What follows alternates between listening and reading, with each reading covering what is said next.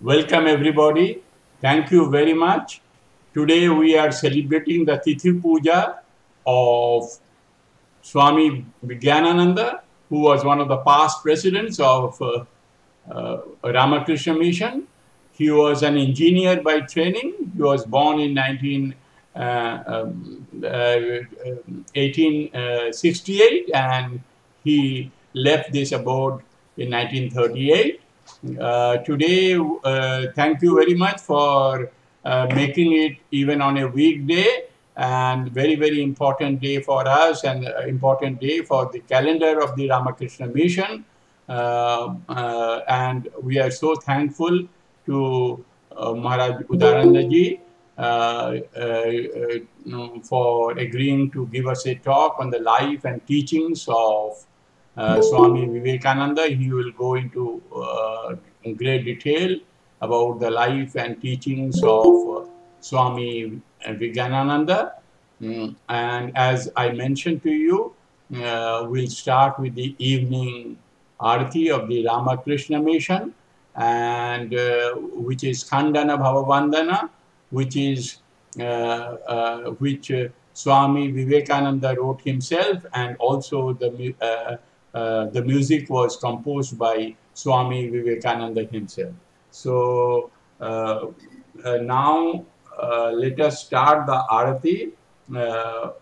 You can, during the Arati, you can play, you can sing, but keep yourself muted so that there is no noise, and you can sing and also pray for also remember Swami Vivekananda, and also pray to Sri Ramakrishna and Vivekananda, and also pray to them to give us strength to tide over our difficulties. So now we start the prayer. So you can sing with the prayer. But please remain muted.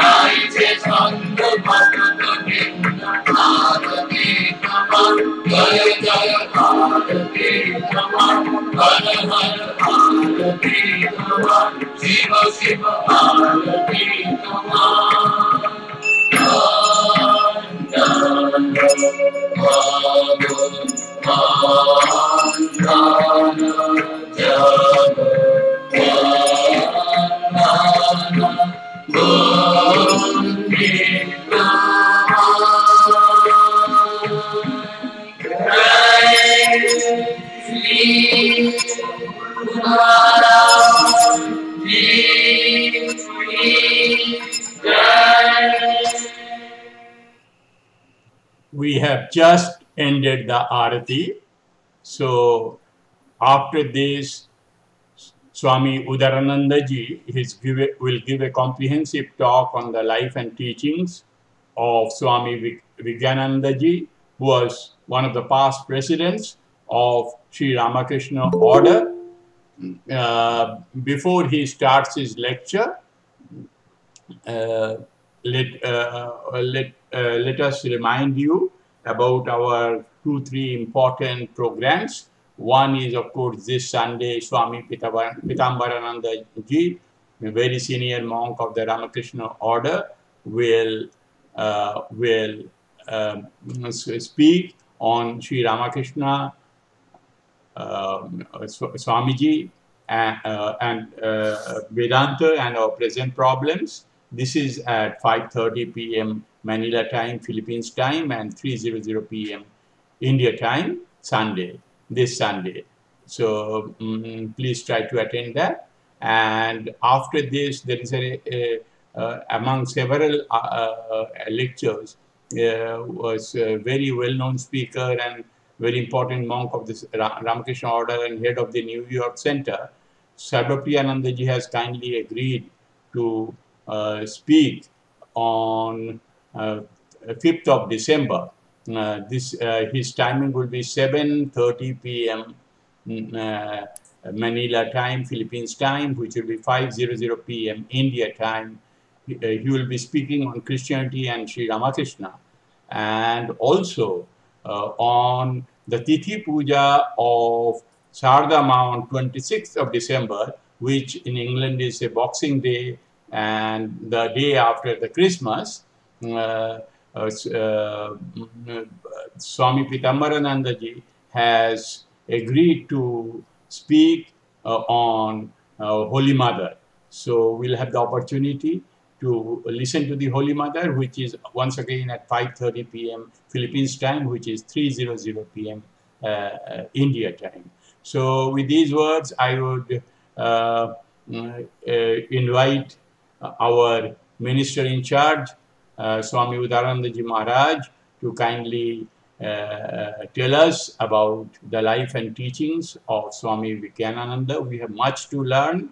Last time on Tuesday, on 16th of November, we learnt about the life and teachings of Swami Subodhananda ji, Khoka Maharaj. Today we'll have the opportunity to learn about Swami Vivekananda ji Maharaj. With these words, I would request Swami Udarananda ji to kindly start his discourse. Swami Udarananda ji, mic is yours. Thank you very much, Nirmalda. I, on behalf of Ramakrishna Vedanta Society of the Philippines, welcome you all. We are very happy and grateful to see, in spite of being a weekday, so many people are there. I deeply appreciate that you could spare some time from a very busy schedule to participate in this function. It is really very encouraging for us to see so many people participating. So from one point of view, it is a blessing of COVID that we got this kind of a system, online system. Otherwise,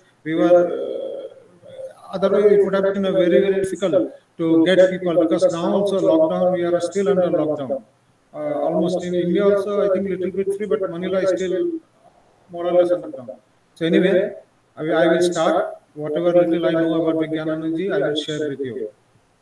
Om Sthapakaya Dharmasya Sarvadharma Sarupine Avatar Varisthaya Ramakrishnaya Te Namaha Jananim Sharadam Devi Ramakrishna Jagadguru Pada Padme Tayo Shritva Pranamami Muhur Muhur Namashri Yatirajaya Vivekananda Suraye Sache Sukhasrupaya Swami Neta Paharine Kalinde Fulla Kamale Madhavena Pridarata Brahmananda Namastubham Sadguru Loknayaka Guru Brahma Guru Vishnu Guru Deva Maheshwara Guru Sakshat Param Brahma Tasmai Shri Guru Namaha Tameva Mata Chapita Tameva Bandhu Sakha Tameva Vidya Jaganam Tameva Sarvam Mama Deva Deva Om Sahana Bhavato Sahana Gunakto Saha Viryam Karavavahai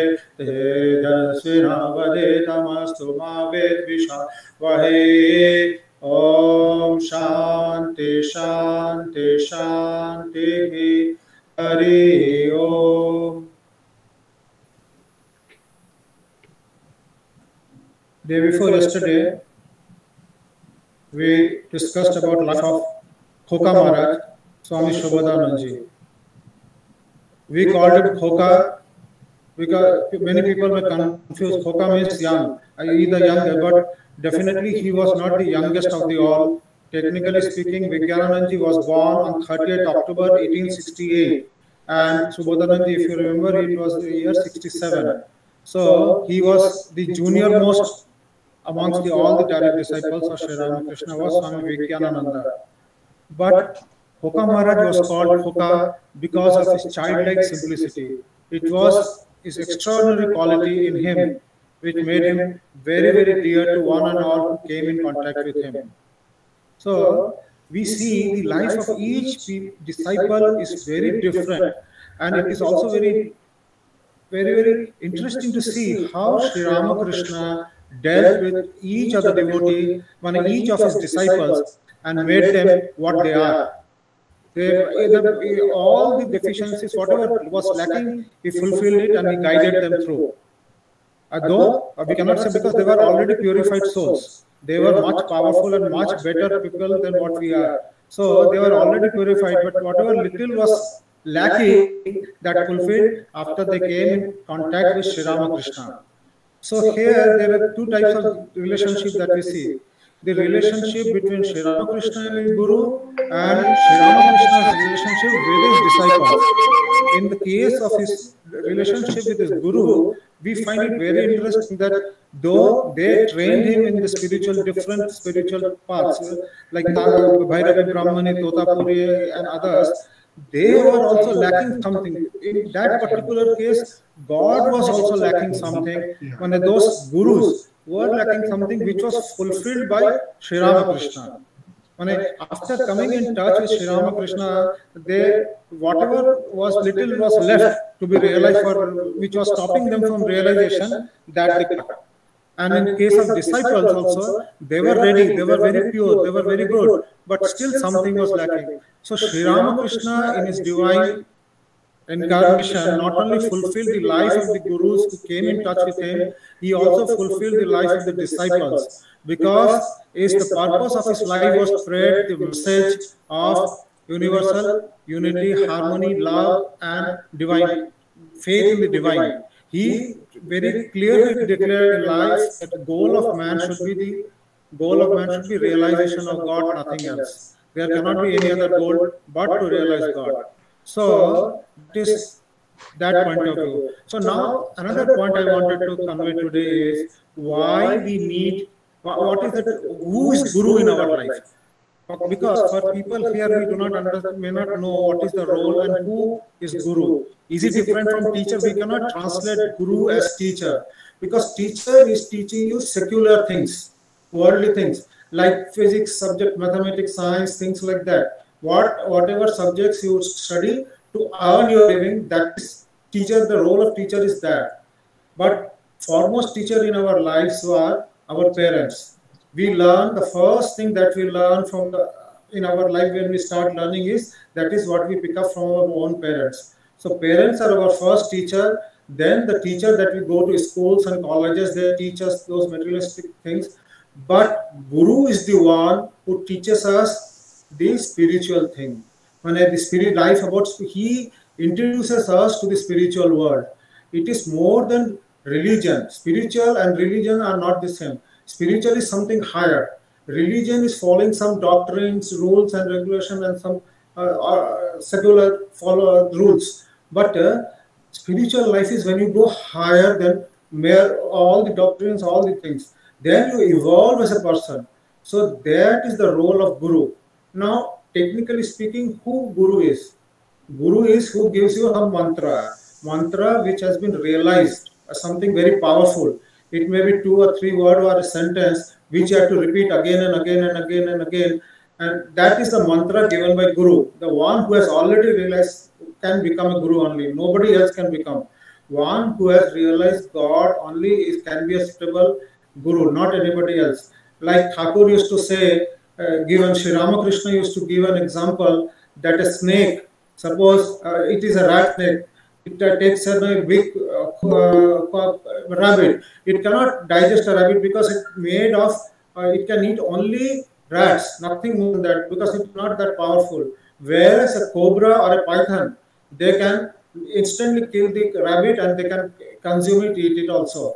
And a python also can very well do. Similarly, a man who has not realized cannot be a suitable Guru. Only a person who has realized can be a suitable Guru. That is the main purpose of spiritual Guru. That is, we cannot translate that word Guru into English called teacher. Teacher is not Guru. Guru is higher than that. So Sri Ramakrishna, when he came, he brought with him a band of young followers. He wanted who could spread the message that he came to give here. He cannot do it alone. So God can do, but still we cannot say God cannot. But anyway, there is a purpose that he brought so that if people have doubt, they can follow the disciples according to their likings.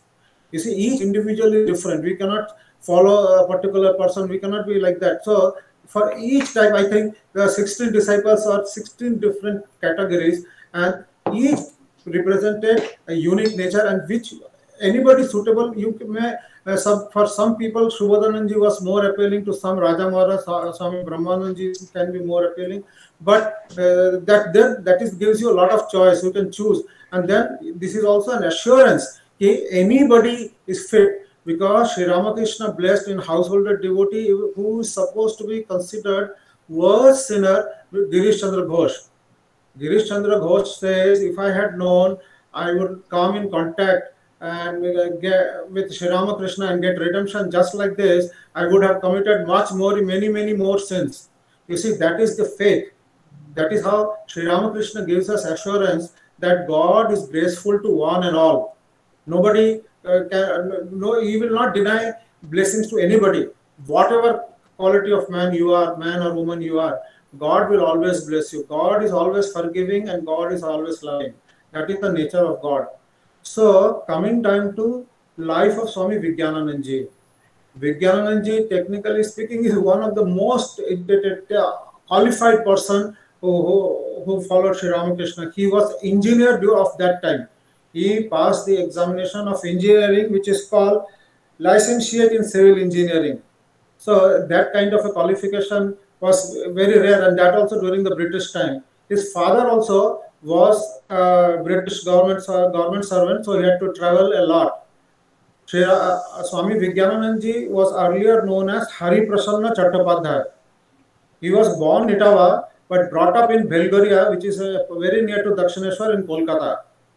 So from a very young age, he was very like all disciples. He was also very religious, but and very intelligent also. Very intelligent. He, so far as his qualification is concerned, he never came second. Always he was getting a very good marks in all subjects that he was studying.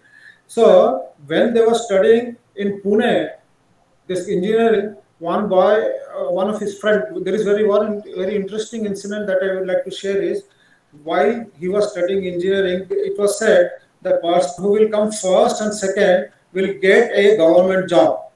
So a boy who his colleague, he came and approached Hari Prasanna saying that, sir, brother, I am very, very poor, but if you are appearing, then I have no chance because I will come third or fourth. And if I come third or fourth, I will not get admission, I will not get the job or government job, which I very much need. So you see, the greatness of a great man is seen in small actions that they take. You see, that is the difference. Any man can become great by virtue of one act that he has done in his life. But that is not the sign of a great man. Great man, if you want to understand how he approaches the world, how he faces the people, how he treats the people, how he leads day-to-day activity, there we can judge which person is great and who is not.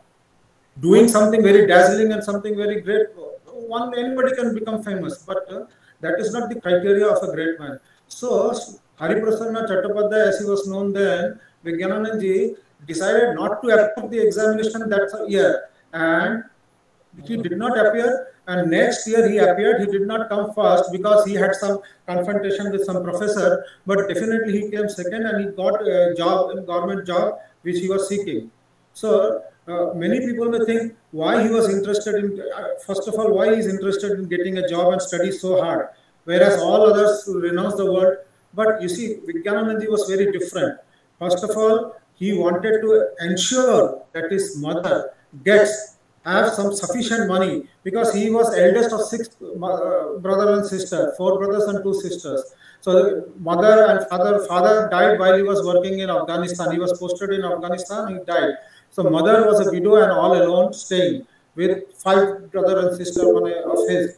So he wanted to ensure that mother gets enough money, has enough money to survive and take care of herself and her children, his brother and sister. Secondly, while he was working, Velur Math was already formed. The Ramakrishna movement was already started. So he was paying rupees 60.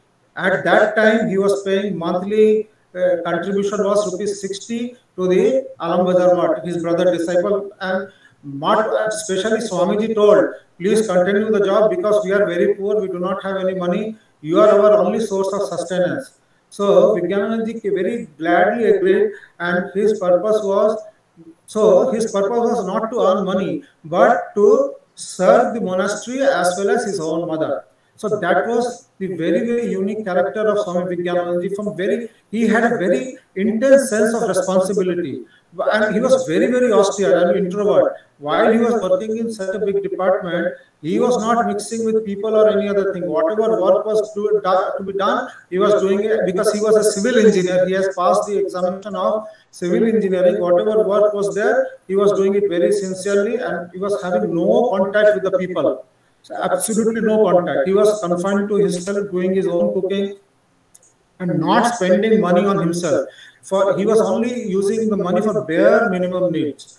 That is the quality of a great person, which I think. So now, while we are talking, we talk of his relationship with Sri Ramakrishna. So he came to Sri Ramakrishna with his friend called Sharat, who later became Sharadanand ji, and Bhadrapal. Two people he accompanied, and he met Sri Ramakrishna for the first time. And initial meeting itself, Sri Ramakrishna invited him, and he was very pleased to see. And then he said, you are very, very near to me and you belong to this place. Sri Ramakrishna never said that you belong to me. He will say in direct terms, you belong to this place. So then Vigyananand ji, it was his first meeting, and he invited one day to, please, you sleep here. And this was a very, very rare occasion that Sri Ramakrishna allowed Hari Prasanna to stay in his own room, and he put the mosquito net and everything. You see how Sri Ramakrishna as a guru treated his disciple. It is very, very unique.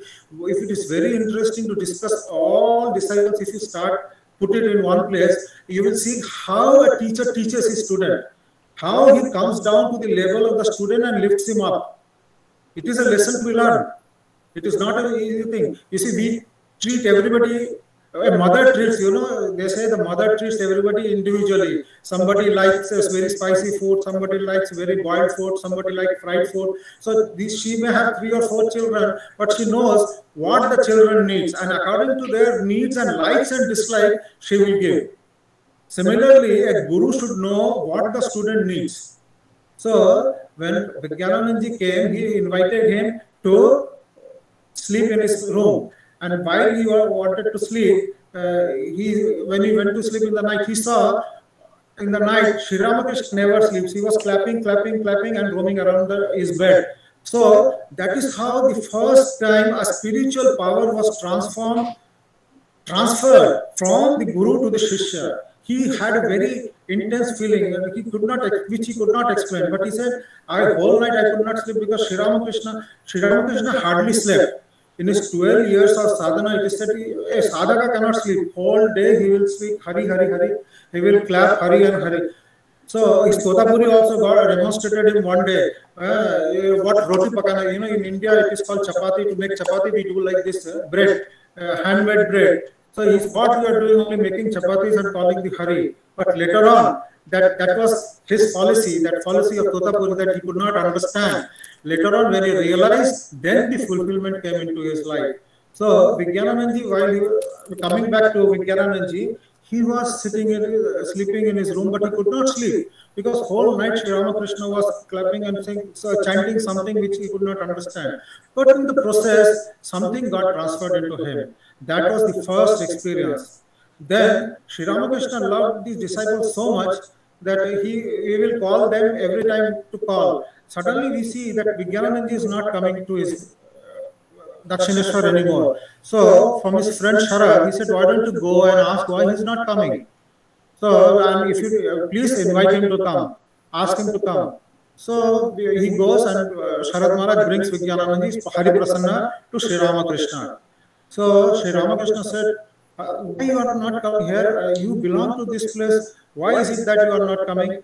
Well, Hari Prasanna was very, very clear, very honest person, very like Shubodhananji, he was very frank. Like Shubodhananji talked, he also was very frank. You see, I am not enjoying meditation. I don't feel like coming here, so I don't come. Why you are not enjoying meditation? Well, I do not know, but I don't enjoy. Well, then Sri Ramakrishna said, you please stay today, and then we shall see.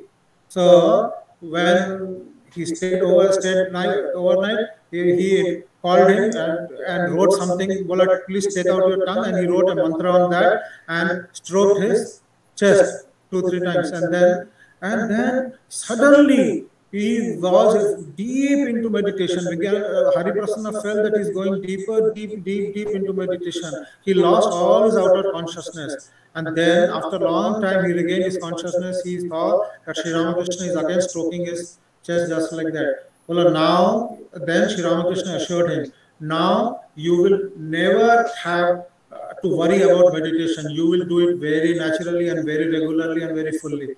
You see, this is how the mere touch Sri Ramakrishna could transform. This is the power of a guru. By a mere touch, he can transform a person. So that was the second time that he got spiritual power transmitted to the guru. And then there is a third interesting aspect where how he got his power. Very, very interesting incident happened. You see, one day when he was staying overnight, he wanted to, every time Sri Ramakrishna will tell you, why don't you stay with me, because he wanted to teach, because Sri Ramakrishna knew it was his mission to train his disciple. So he should spend as much time as possible with all his disciples. That is why he insisted Prasanna should stay.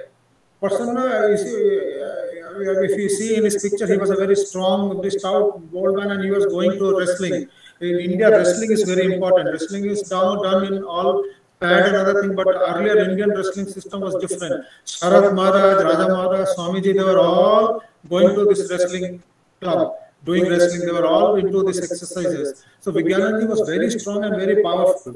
Then suddenly when he was staying, Thakur said, why don't you come and wrestle with me? I want to do some wrestling with you. Hari Prasanna was very surprised. Well, yeah, I am so strong, I am so tall, I am so big, and Thakur was very fragile, very small, like that body was, he was not very delicate. How? But he insisted that he had to fight. And then when, that they had to catch him like that, and then while he was doing, suddenly he felt that something is all that is there inside him, whatever is there, it is going out, it is going out, and some great power is coming inside him. That is how the third time Sri Ramakrishna transmitted power to him. This is how was the relation with Sri Ramakrishna and Hari Prasanna, who later becomes Swami Vijnananandji. So very interesting, very interesting. This is how Sri Ramakrishna transmitted his power and made just by touch also, not only by training, but touch.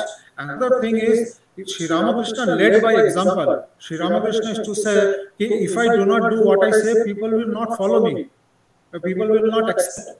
So, whatever he said before saying, he practiced. That is why it was very easy for him to teach his disciple and very easy for people to accept also, because they saw in practicality what Sri Ramakrishna what he was saying he was doing. We forget about incarnation God. As a man also, the principles was excellent, extraordinary. Part of renunciation and other things. If you see each moment, Thakur was telling his disciples, he was telling to Swami Vivekananda, you test me again and again. And the Swami Vivekananda was also very adamant type of a person. He was testing. Like for example, Sri Ramakrishna never touched money. He never wanted to touch money. So, to test him, Swami Vivekananda one day when he was out in Kolkata, Swami Vivekananda very secretly inserted a coin inside his bed and wanted to see what is the reaction of Sri Ramakrishna. When Sri Ramakrishna came and he sat down on the bed, he jumped. He literally jumped out of the bed. Oh, and shaking in prayer. Oh, what is this? What is this? Then everybody, what happened? What happened? So when they opened the bed, they found that coin is there. So Swami Vivekananda at that time, Nare, he did not tell that he did it, but Sri Ramakrishna understood.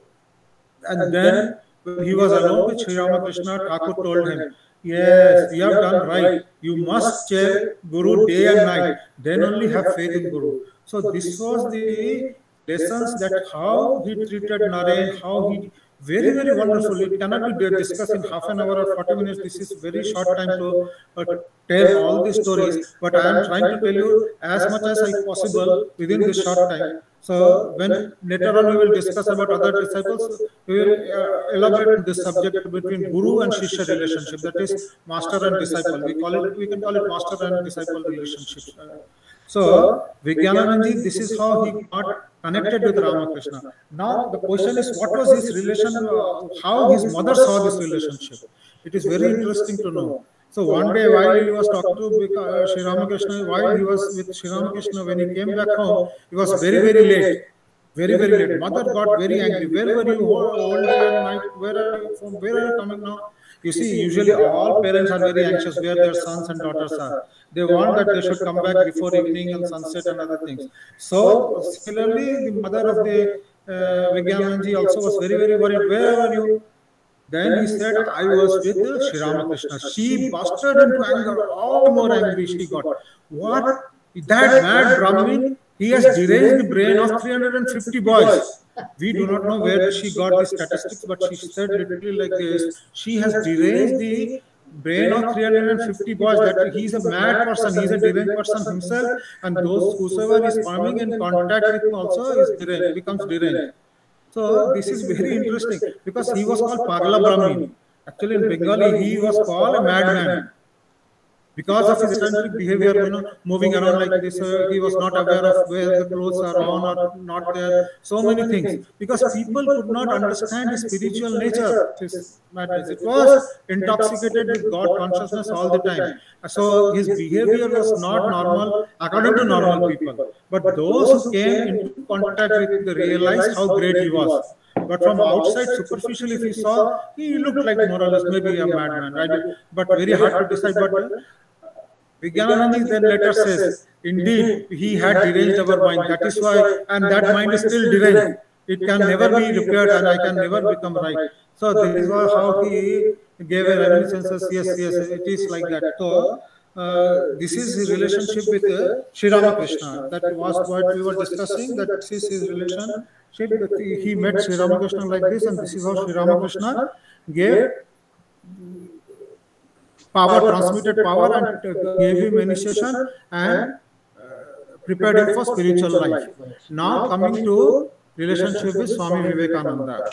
You see, there are so many aspects that should be discussed, but I have decided to, because Swami Vivekananda was his chief disciple, how his relationship with Swami Vivekananda was, and how as a guru he was, and then he became he was the fourth president of the Ramakrishna. First he became vice president, and he was first president of the Ramakrishna order. So his relationship, I divided it first, his relationship with Sri Ramakrishna, then his relationship with Swami Vivekananda.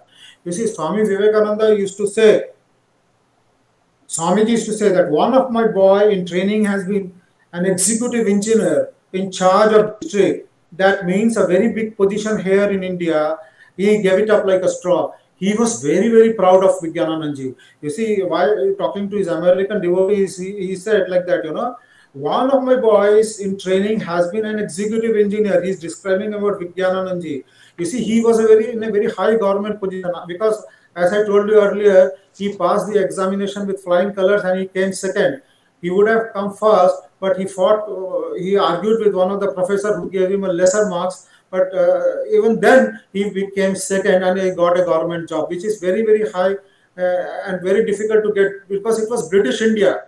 It was not free India. And during that time, he got a job as a government job and getting a very good salary.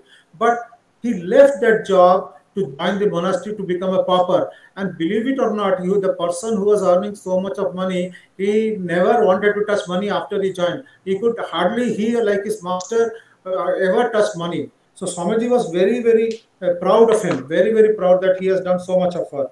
But and at the same time, when Swamiji wanted to build, coming to Swamiji, when Swamiji wanted to build ashrama in Mayavati, in ashrama in Himalayas, he had a great desire purchase land and build an ashrama, Advaita ashrama, where there will be no formal relation for worship. It will be Advaita based on total Advaita, means no god and goddesses, but purely ashrama based on Advaita Vedanta. So that Sri Ramakrishna, where Sri Ramakrishna picture also will not be worshipped. That was the point. So he invited Vijnananandji to come and see the land, but unfortunately that time it did not make. But he made that, because that shows how much trust Swamiji had on Vijnananandji. Before purchasing the land and things, etc., with Mr. and Mrs. Saviors, he wanted Vijnananandji to approve of the whatever they decide. But unfortunately that did not happen. But after 2 years, with the intense efforts of Mr. and Mrs. Saviors and others, the land was purchased in a place called Pithoragarh, and which is now known as Mayavati, where we have an ashrama, Advaita ashrama, which is a publication center also, and very unique center in itself, and it has a branch in Kolkata. So that was one unique ashrama which is started by Swami Vivekananda. So now Swami Vivekananda also had a desire to build a temple, grand temple in the name of Sri Ramakrishna. So first of all they purchased the land. The land they were purchased, which is now called Belur Math, was for repairing the ships. It was a dockyard and for repairing ships and other things. So it was very, very uneven. And Ganges water was rising and falling, and it was entering the land also. So it was very, very difficult. So that time the embankment was to be needed. So that purpose was done by Swami Vijnananandji. You see, very interesting how the Sri Ramakrishna has planned everything. Who is going to build the temple, how it will, because Sri Ramakrishna himself said one day he worshipped his own picture and said one day people will worship this place like this, and he worshipped it.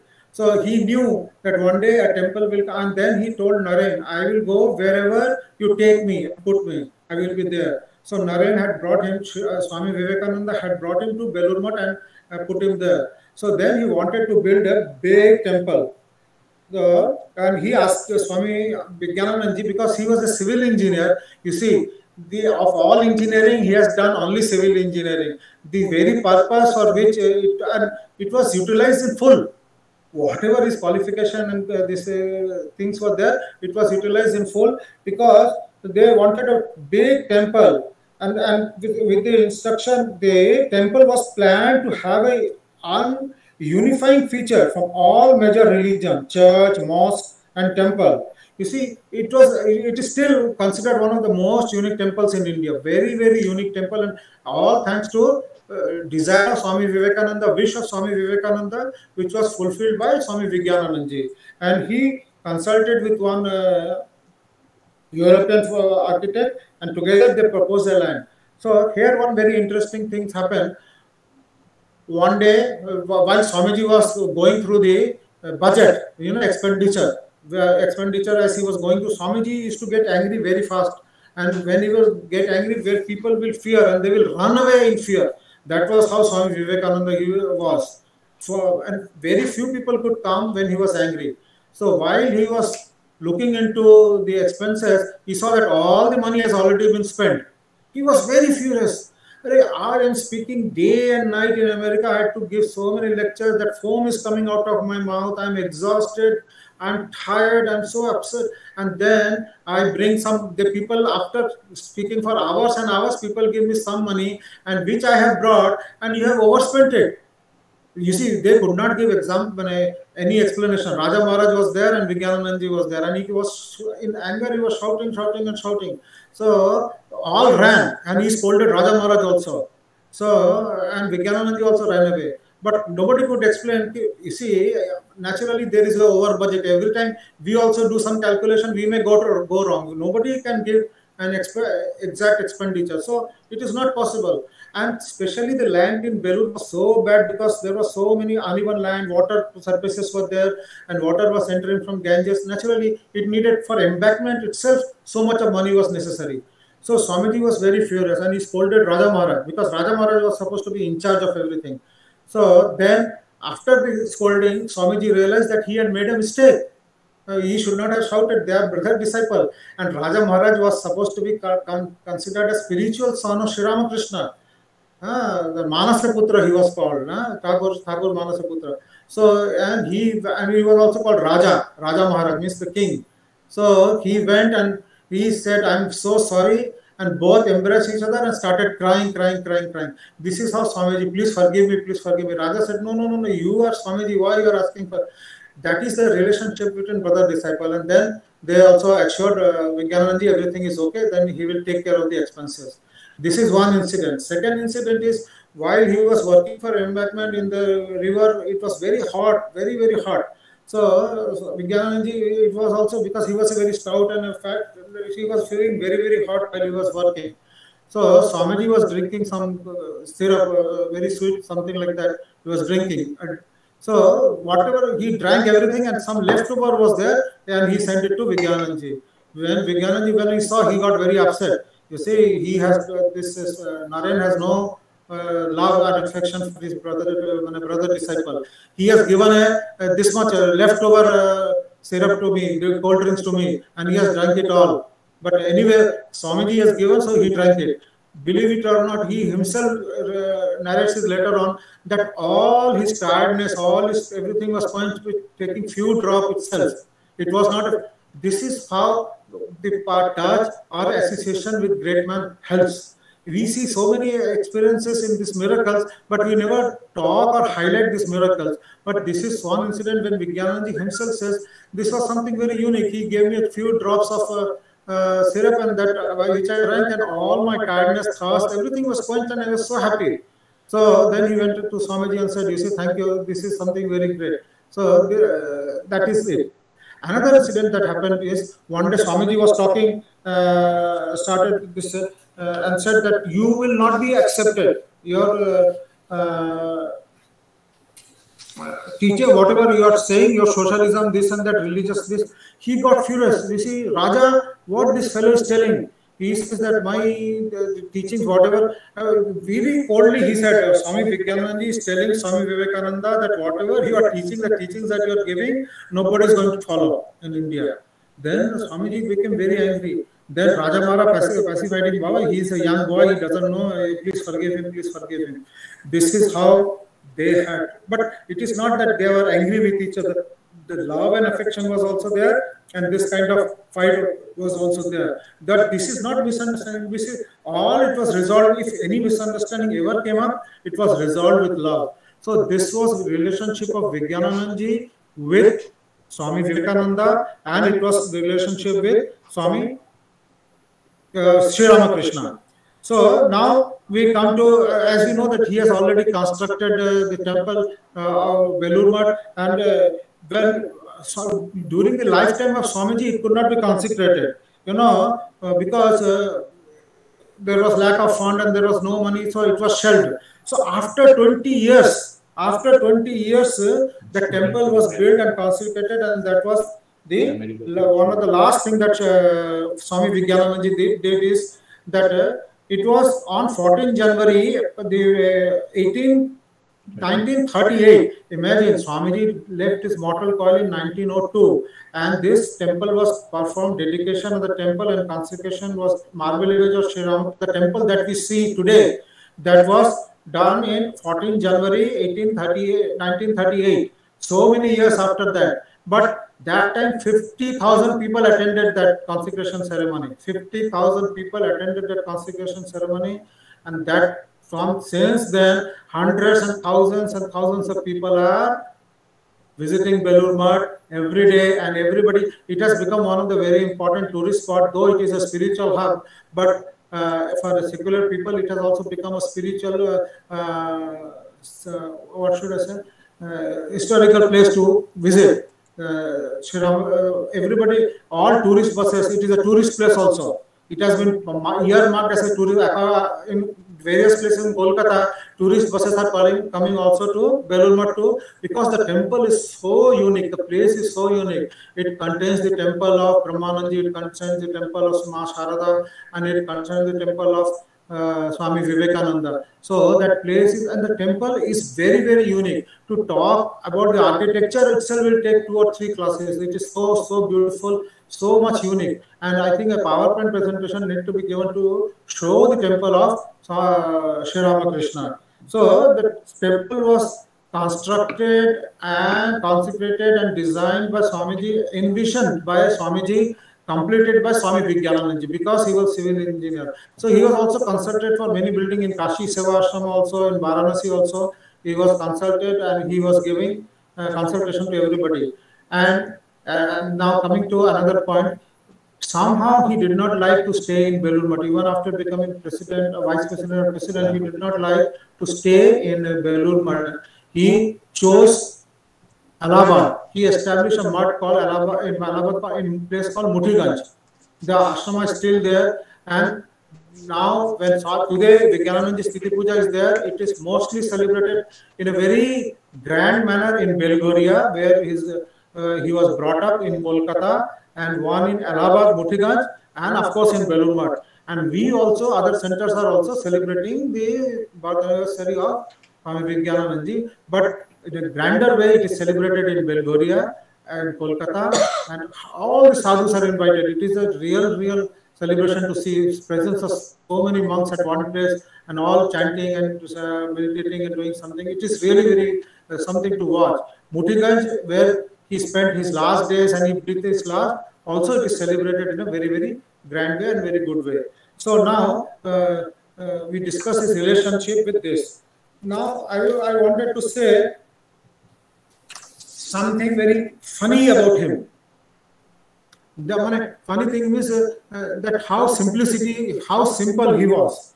There are some points that I have taken to explain. Now, very seriously, we talked about his relationship with Sri Ramakrishna, his relationship with Swami Vivekananda. Now, then we will talk about his relationship with his disciple. Firstly, he was very reluctant to give any initiation to anybody. But when circumstances compelled him, then he started giving initiation.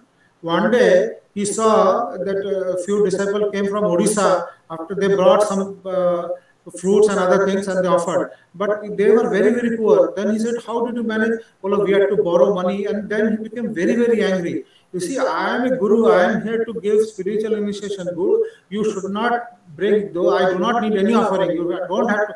You see, even now there is a system that when we have initiation, we have to give some fruits, some dhoti, some utensils and some clothes to the guru and to the Thakur also. But while Vigyananand was the president, he said, no, nobody has to give anything because people are poor and they are in need. I am here for spiritual ministration, not here to earn money or anything like that. So they don't have to bring anything. So that was his greatness with his disciples, those who came and those who blessed him. And there is one very interesting one of our President Swami Atmasthananji used to relate. Swami Atmasthananji, when he was there, he was a young boy. He became also the president of Ramakrishna Order, Atmasthananji, Srimad Swami Atmasthananji. This is the incident that he used to relate. He felt that he needs initiation from Shivananji. So he was bent. He had decided that he will get initiation from Shivananji. So, but somehow when he met Vigyananandji, he felt no, I should not take. Vigyananandji at that time was vice president. Somehow he saw, but he did not feel inclined to take initiation from him. But then suddenly he saw in Vigyananandji, Shivananji is there, and again is turning into Vigyananandji, again into Shivananji, again into. So he saw all the gurus merging into him, and he saw Sri Ramakrishna. Then he realized all are same. The difference is only superficial. All gurus are same. That is why our culture is, we do not see our gurus separately. We only see guru as the representative or embodiment of Sri Ramakrishna, manifestation of Sri Ramakrishna. Whosoever is there, maybe his name is different, but ultimately it is Sri Ramakrishna himself who has manifested in him and who is guiding us in our spiritual journey. So that was his relationship with his disciples. Now we will talk something very interesting. You know that Vigyananand used to wear two big coat with large pocket. You know, he was a fat man and something like very long thing, and he will wear a big coat. Like many, you see, with different pockets. Many journalists nowadays, you see, some they used to carry camera, a notebook, things like that. It was oversized large coat with long pockets. And there he will keep his thermos, he will keep many instruments, because he was engineer also, something like that. So it's all, in all weathers, he will wear a big coat with this and that. So many pockets containing water thermos and things like that. It was very, every time when they ask why you are wearing, no, for emergency, a knife is there, a screwdriver is there, a scissor is there, water bottle is there. He will carry everything in that coat and he will move. So, and then he would dress so funny that people will sometimes laugh. You see, a man walking with a big cap and then this big coat, they will laugh at him. Then he will say, why you are laughing? I am the monkey of Ramji. I am only a monkey of Ramji. So he will not get angry when they will criticize about him. He will say, I am the monkey of Ramji, so this is how I look. Monkey means he can behave in any way. That is what he said. Then, when suppose he was traveling, he will go whenever he was became so tense whenever he used to travel that he will go to the railway station 3-4 hours earlier. Imagine, you see, he is a vice president or president, so many people are associated with him, but everybody has to panic and they have to go well in advance, 3-4 hours before time, he will go to the railway station. And suppose, then that is one thing. Another thing is, if somebody asks for moral instruction, you see, he did not like to discuss superficial high philosophy. Many people, just to pretend that they are very high, they want to discuss high philosophy. Maharaj, we want to talk about Vedanta, we want to learn Upanishad, we want to do. He did not like people like that. So whenever he had never entered, he lived a very secluded life and we talked very little. So whenever anybody came to ask, he would say, follow what you have learned during your primary education. You see, simply he will say what we have learned during power. And what we have learned in our primary education, Satyavada Dharmam means tell the truth, follow the path of virtue, Matrideva Bhava, Pitrideva Bhava, your mother is your guru, your father is your guru. All these teachings were taught to us during primary So he will tell without any hesitation, follow what you have learned during your primary education and not now. I don't have to give you any instruction. And then he did not like to socialize and gossiping. So anyone came to meet, he would ask, you see, if anybody comes to him, the first question he will ask, when are you going to leave? You see, so embarrassing. Imagine, you see, he's a president and there anybody has come, and even before he could make himself comfortable, he will say, when are you leaving, sir? This is how he was. I mean, a very, very clear fact that I don't want to have any relationship. I only want a relationship with God, nothing with doing with ordinary people. So this is how Swami Vijnananand was. So now another thing is, whenever we talk of a high soul, higher soul, first we have to realize what they talk, what they teach, what they preach. This is also very important. So coming down to that, now I will just quote that whatever his teachings are, 1 and 2 teachings, and then I will end this. The first teaching is, one should not ask for anything from God, but remain satisfied with whatever he is pleased to give. If you ask for anything, he will give a gift, which is like double-edged sword. Real welfare lies in using things properly. Wrong use of things brings misfortune. What a great teaching, you see. You see, when we ask, we really do not know whether we are capable. Suppose I want a Mercedes car.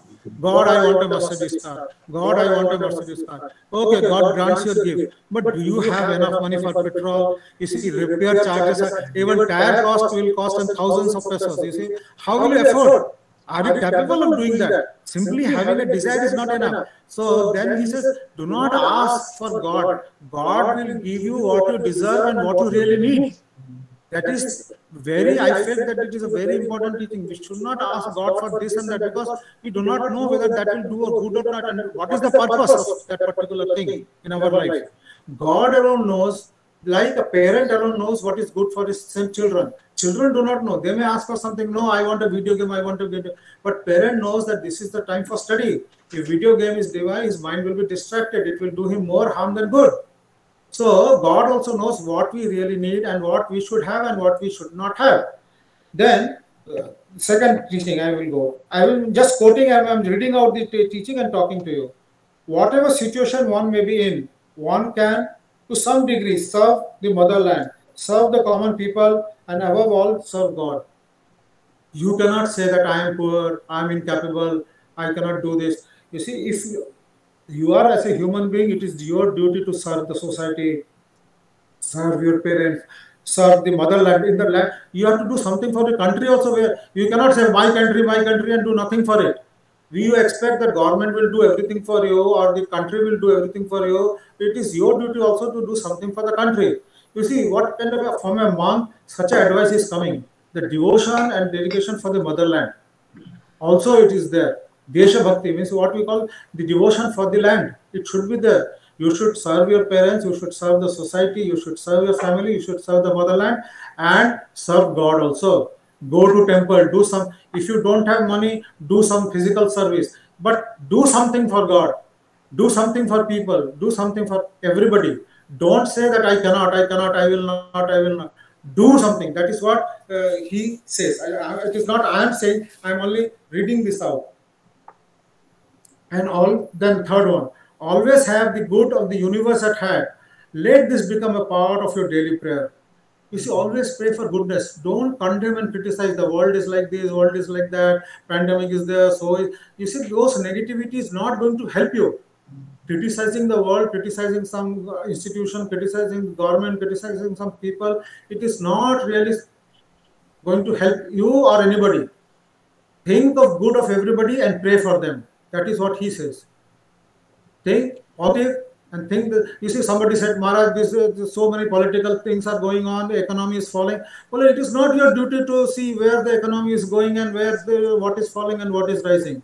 You check yourself, grow yourself. Once you grow, people around you will grow, the economy will grow, everything will grow.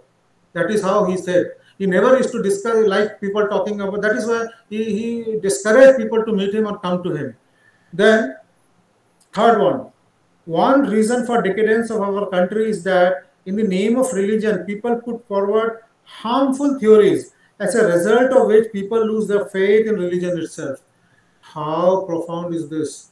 You see, religion has, many people have stopped going to temple, church, and this because we teach something which we ourselves cannot follow, or we are highlighting only on mere rituals which has no intrinsic value in our lives, or we are only collecting funds and money and growing richer and richer and richer and richer. So many people lose faith in religion. So this is, he says, that is the main reason, because religion is not taught in right perspective. That is why that is the main, one of the main cause of decadence of a country. While people were asking him, he says one of the main reason is the religion is misinterpreted and taught. People teach in a very different way, which is not part of religion. Religion means every religion is true and valid. That is what Sri Ramakrishna said. All religions are true and valid, and they lead to the same goal, to the same path. But what we do is, I am correct, you are wrong. I am correct, you are wrong. We are fighting. And if you don't follow me, I may do harm to you also. This is what we are doing in the name of religion. Religion doesn't need our protection. Religion doesn't need. Religion means you have to evolve yourself and make yourself a better person. That is what religion should be. Religion is that. That is why in Indian culture, he says everything is religious. We do everything religiously. That is why we say Matri Deva Bhava, Pitri Deva Bhava, father is God, mother is God, Acharya Deva Bhava, teacher is God, everything is God. That is what religion is. It permeates entirely into our whole being. It is not confined to church or temple or mosque. That is one of the, then he says. Then fifth teaching, simplicity and faithfulness and purity of heart for call. You see, you should be very simple, like we were discussing with Swami Subodhananji. Don't have complicated mind. Don't be too complicated. Don't misjudge things. Be unnecessarily, by misinterpretation, complicate things. Oh, this person is talking about me, that person is talking about me, this is like that, that is like this.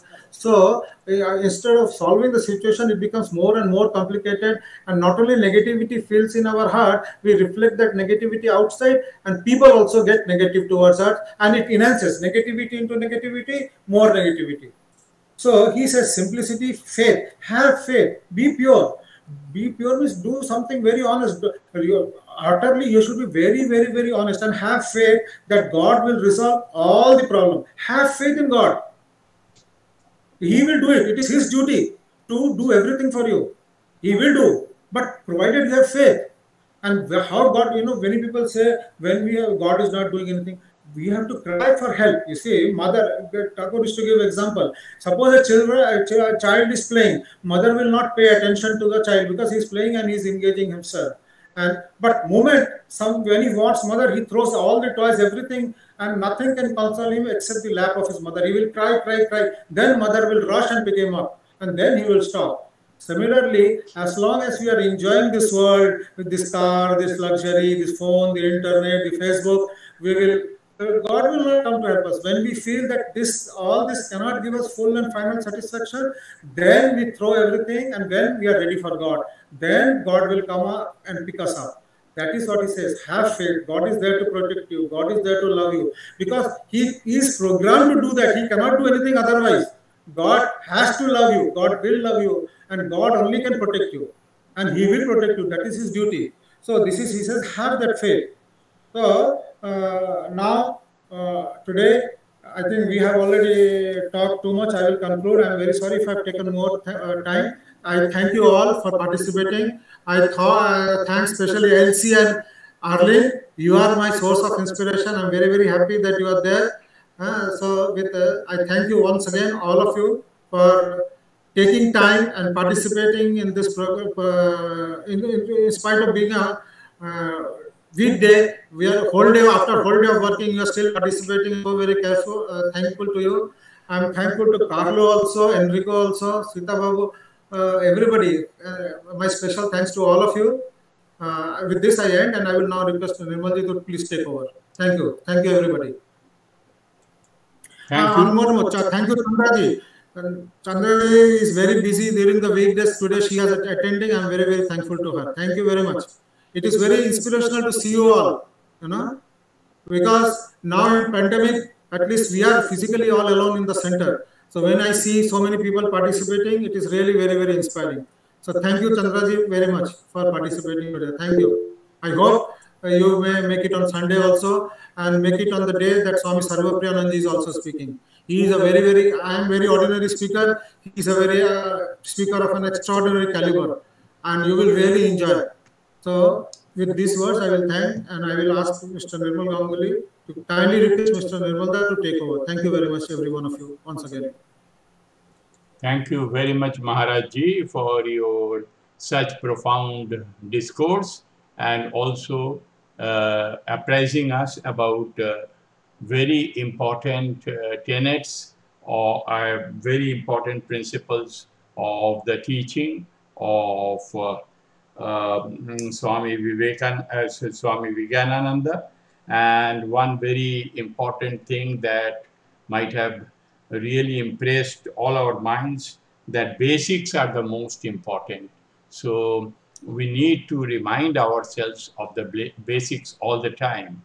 Another thing, through your lecture, we came to very well appreciate the similarity and identity between Swami Vivekananda ji and Swami Subodhananda ji. Both believed in frugality, both believed in serving the people, both believed in frankness, both believed in simplicity, and also not talking big, only acting big and acting in an instructive manner, not lecturing all around, giving big philosophy. So I think we are much, we would have been poorer if we would not have listened to the teachings of Swami Vivekananda ji. And of course, one lasting contribution is of Vivekananda ji is fulfilling the dream of Swamiji, Swami Vivekananda, by constructing the Belur temple, and very proactive in implementing it. Even after the death of Swamiji, when there was problem, it was could not be constructed because of lack of fund, he pursued it, and by the time of his death, the Belur was there in some form. So before today, we have got two very important songs for you. Both of you will, both the songs you will like. One is the first song, very much appreciated, very much liked by Sri Ramakrishna, and Swamiji used to himself sing the song, that is Mon Chalo Nijo Niketone. And other is, this song is a Brahmo song and written by Ayodhyanath Pakrashi, and this song used to be sung by Swamiji himself. There is another song, there's a Rabindra music, which is very well known. It has also a universal appeal and Vedantic appeal. Ache Dukho, Ache Mrityu. I'll give the gist of these two songs. Before we play these songs, if Arlene is around, we would request Arlene to speak for 2 minutes, and she may like to speak in Filipino also, so that people can appreciate today's event in a better way after hearing in Filipino. Arlene?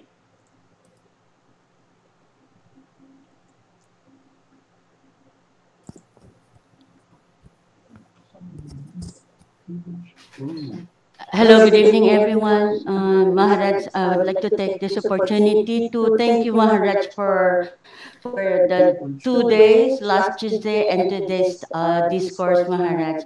Both for sharing the life of Swami Kokad Maharaj and Swami Subodhanandaji. Both of them, they have a very amazing stories, and that's make their characteristics made them a great persons and a great disciples of Swami Sri Ramakrishna. Thank you very much, Swami, for that lecture. At sa mga kapwa ko Pilipino na ngayon ay uma-attend sa ganitong mga topics, mga discourse, ni-invite ko kayo lagi na sana ay lagi kayong magkaroon ng pagkakataon na makapagkinig ng ganito, kasi ito ay makakatulong sa atin para ma-lift natin at maging mabuti tayong mamamayang Kristiyano. Maraming salamat po. Thank you very much, Maharaj Nirmal. Thank you so much. Thank you very much, Arlene, for your very useful remarks. This song, Mon Chalo Nije Nikatane, before we play it, this song by Ayodhyanath Pakarashi, which is used to be sung by Swamiji himself. It basically means, let us go back once more, O mind, to our own abode. Here in this foreign land of earth, why should we wander aimlessly in strangers' guise? These living beings round about and the 5 elements are strangers to you. All of them, none is yours, none is your own. Why do you thus forget yourself in love with strangers? O my mind, why do you thus forget your own? Ascend the path of truth, O mind, unflaggingly climb with love as a lamp to light your way. As your provision for the journey, bring with you the virtues carefully concealed, for like 2 highwaymen, greed and delusion wait to rob you of your wealth, and keep beside you constantly as guards to shelter you from harm. Calmness of mind and self-control. Companionship with holy men will be for you a welcome test house by the road. There rest your weary limbs awhile, asking your way, if ever you should be in doubt of him who watches there. If anything along the path should frighten you, then loudly shout the name of the Lord, for he is ruler of that road, and even death must bow to him. So I wanted to give you a feel of this song. So please wait for this song. I think you will like this song very much. I play the song.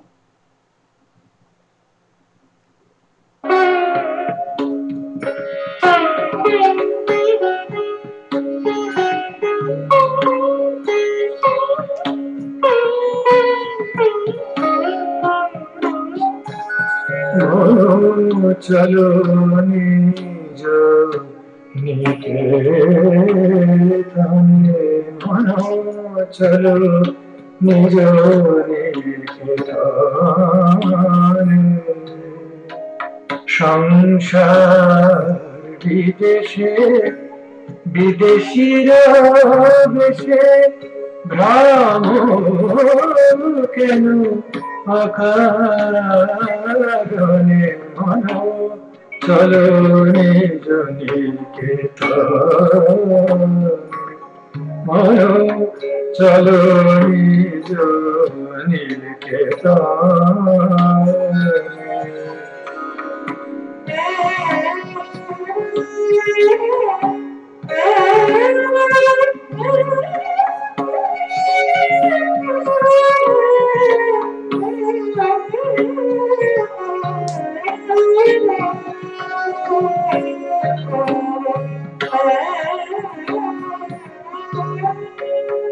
বিষয় পঞ্চক আর ভূতগণ সবতর পর কেউ নয় বিষয় পঞ্চক আর ভূতগণ সবতর পর কেউ নয় হর প্রেমে কেন হয়ে আছে তন পর প্রেমে কেন হয়ে আছে তন ভুলিছ তুমি জনে মন চলো নিজ নিকেতনে মন চলো নিজ নিকেতনে।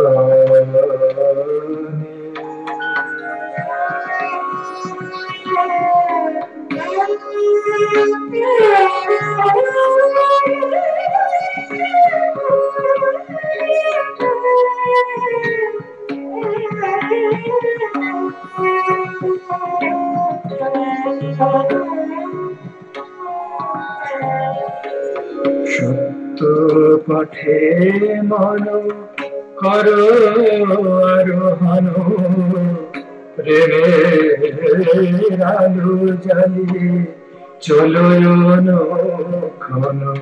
সত্য পথে মন করো আরোহণ, প্রেমের আলো জ্বালিয়ে চলো অনুক্ষণ। সঙ্গেতে সম্ভার রাখো পুণ্যধন, সঙ্গেতে সম্ভার রাখো পুণ্যধন। গোপনে অতি যতনে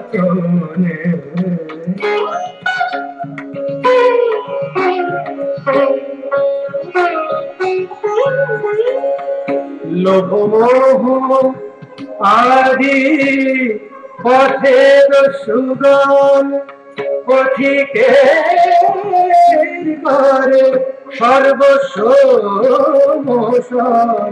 লোভ মোহ আদি পথের সুগম, পথিকের করে সর্বস্ব মোশন। পরম যতনে রাখো রে প্রহরী, পরম যতনে রাখো রে প্রহরী। সমদম দুই জনে মন চালো নিজ নিকেতনে। মন চালো নিজ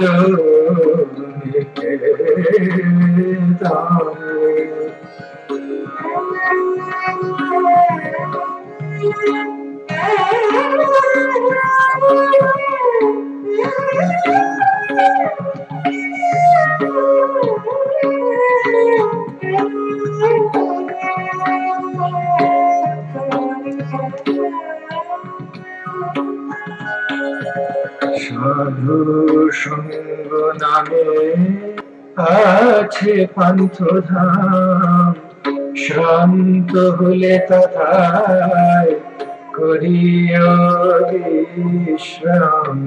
সাধু সঙ্গ নামে আছে পান্থধাম, শান্ত হলে তথায় করিও বিশ্রাম। পথ ভ্রান্ত হলে শুধাইবে, পথ ভ্রান্ত হলে শুধাইবে পথ। সে পান্থ নিবাসীগণে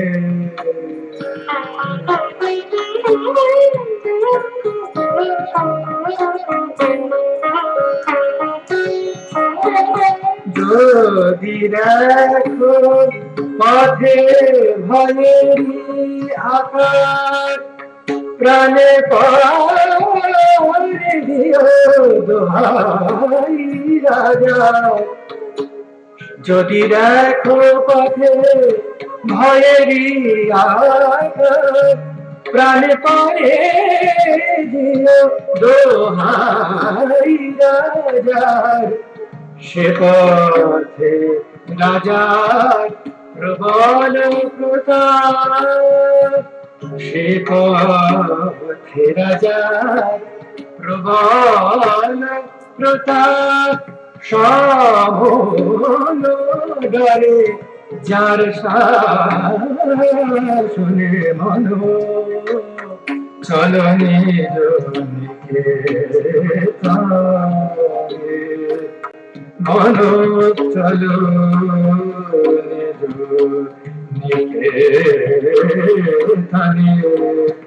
সংসার বিদেশে বিদেশিরা দেশে ভ্রমর কেন অকারণে মন চলো নিজ নিকেতনে মন চলো নিজ নিকেতনে।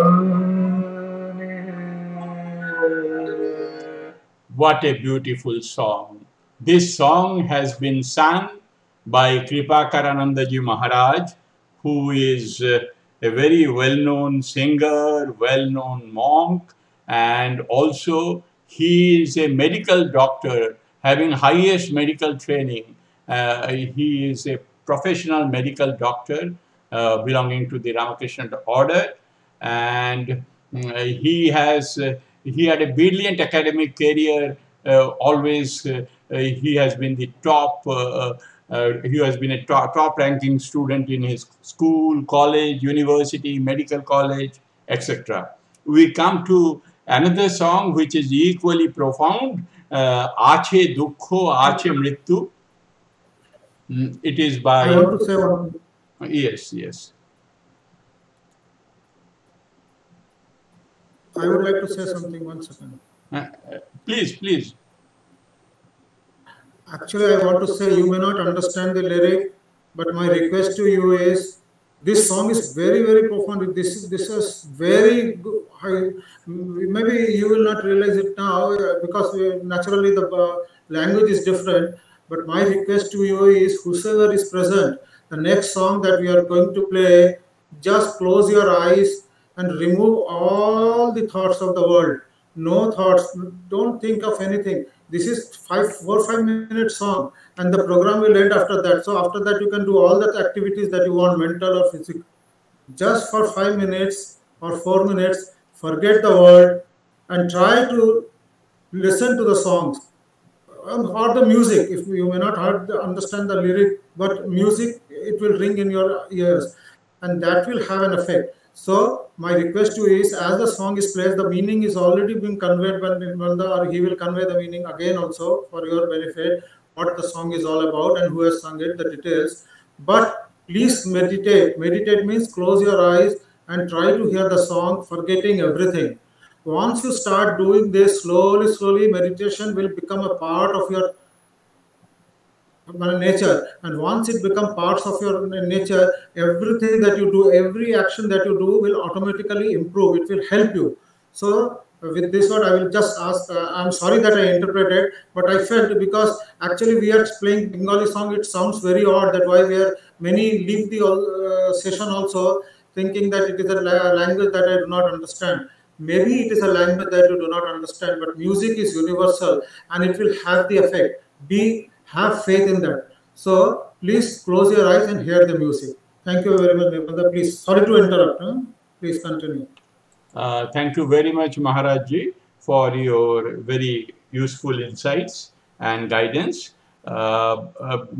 This song, as I mentioned a while ago, is written by the Nobel laureate Rabindranath Tagore, and it has been sung by a very well-known monk who spoke to our forum also before, Swami Vimohanandaji, who is the minister in charge of the Vancouver Center in the Canada of Ramakrishna Mission.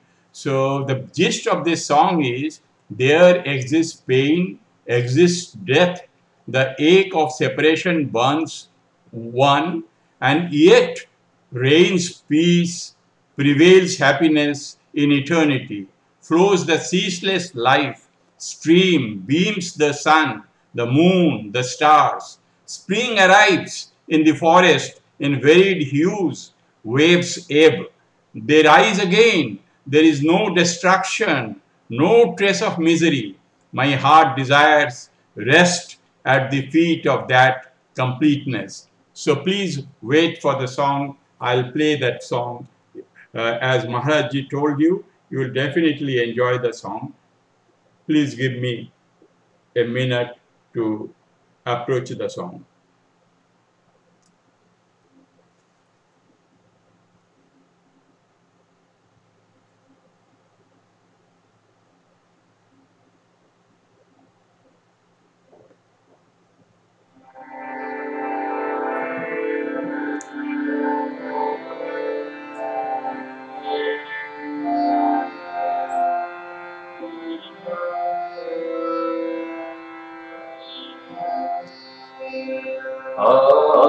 আজি দুঃখ আজি মৃত্যু বিরহ লাগে তবু শান্তি তবু আনন্দ তবু অনন্ত জাগে আজি আজি মৃত্যু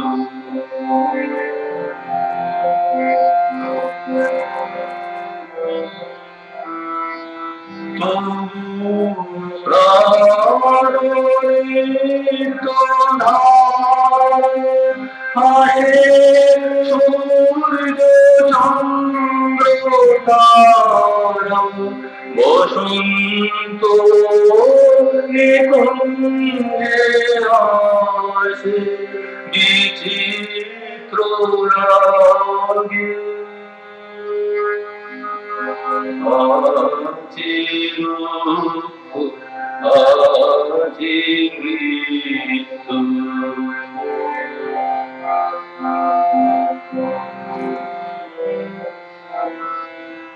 তরঙ্গ মিলায় যায় তরঙ্গ ওঠে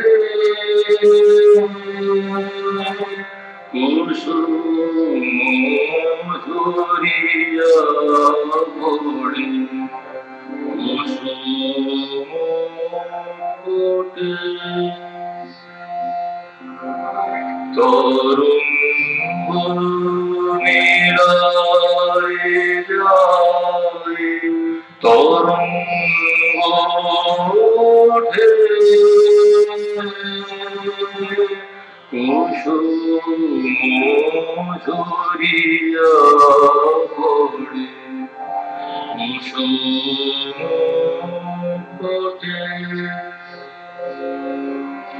নাহি ভয় নাহি শেষ নাহি রাহি দোলেশ সেই মূল পায় মনস্থান মাগে আজি দুঃখ আজি মৃত্যু বিরহ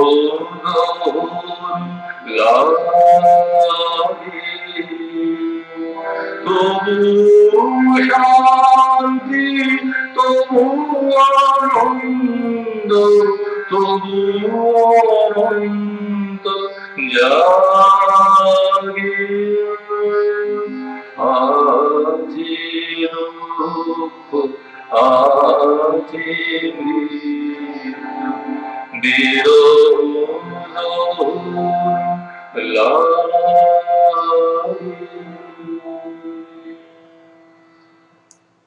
What a beautiful song. What Maharaj Ji told is really very significant. It really, in spite of all these sorrows, the happiness never goes away. It is a matter of realization. With this beautiful song, we would like to end today's program. We would like to end today's program, but we would like to thank each of the participants for being present, and we would once again remind you of our programs on this Sunday at 5:30 p.m. Philippine, Hong Kong, Singapore time, which is 3:00 p.m. India time. So And thank you, Maharajji, for giving us such a profound and a very comprehensive lecture on the life and teachings of Swami Vijnananda, who was the fourth president of the Ramakrishna Order. We will, please give me 30 seconds for closing the recording, and thereafter we can chit chat for 3 to 4 minutes or 5 minutes. And please give me, I beg silence for 30 seconds so that I can end the recording and come back to you for 5 minutes.